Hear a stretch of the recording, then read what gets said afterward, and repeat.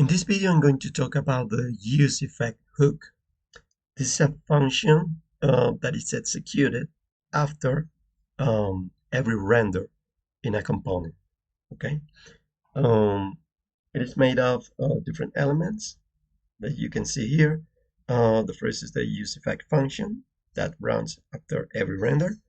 It has two parameters. The first parameter is a function that is executed by UseEffect at least once. Okay.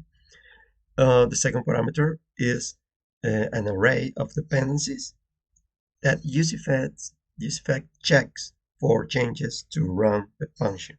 Okay. If there is a change in this array, this function is going to be executed. Okay. Everything is going to happen after a render. This is the first behavior.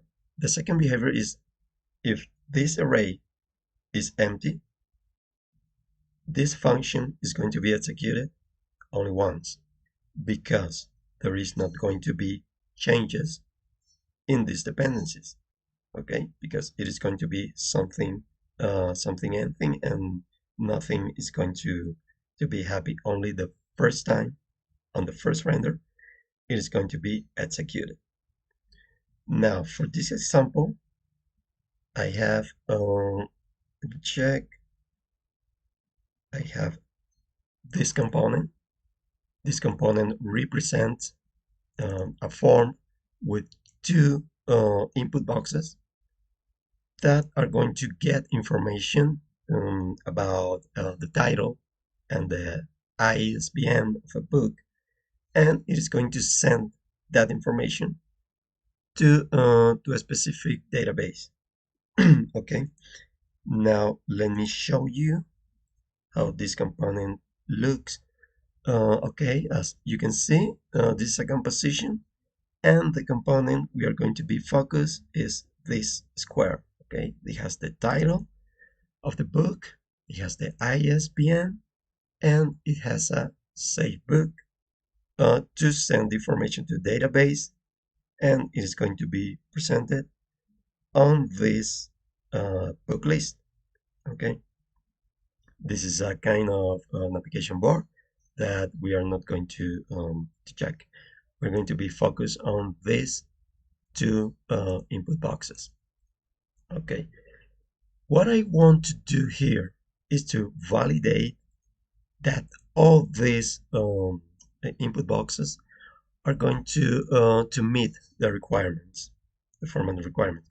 The first requirement for this input box is that it should have at least one character. Okay, this is for this field, for this input box. And for this ISBN, the requirement is that it should have at least 12 or more characters. Okay, and well, how we can do that? We can use the UseEffect function, the UseEffect hook, to validate all this component, this input box, and in only one function that is going to be the function that is passed into the UseEffect. Now let's return to the code, and for this purpose we are going to use this variable for complete that is going to be checked to see or to validate if all the input boxes meet the requirements. Okay, and I'm going to show a message that all the information is completed. Okay, and that message is going to be shown here under these input boxes.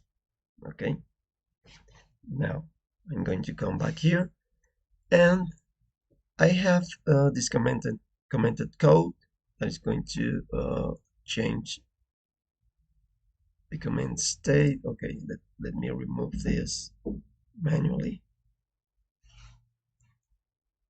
Remove this and this and this. Okay, this is the UseEffect function, the UseEffect hook we are going to use.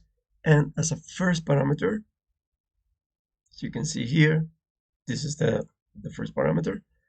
I'm going to set the form complete variable, okay, using this use state.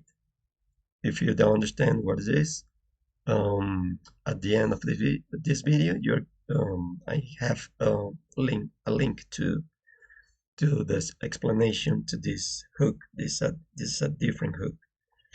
I'm going to set this variable, validating if this book title variable, the length of this variable is greater than 0. That's for the first input box. And for the second input box, I'm going to validate if the length is greater than 12. It's greater or equals than 12. Okay. These two variables are set by two functions, the title change handler and the ISBN change handler, that are attached to the onChange event on each one. Okay, when I change something in the title input box, it's going to execute this handler. It's going to take the value of that input box, and it's going to set the corresponding variable. In this case, it's set book title that set the value of the variable, and the set ISBN that sets the variable for the ISBN. Okay, this is the first parameter, and for the second parameter, I have the variables for book title and ISBN. If one of those change, this function is executed, and in consequence, this form complete function is executed, and this variable is established. In this case, it is going to have true or false. Okay, when that true or false value is set after the render, it is going to execute this pair of lines of code. Okay, let me uncomment this 2 lines.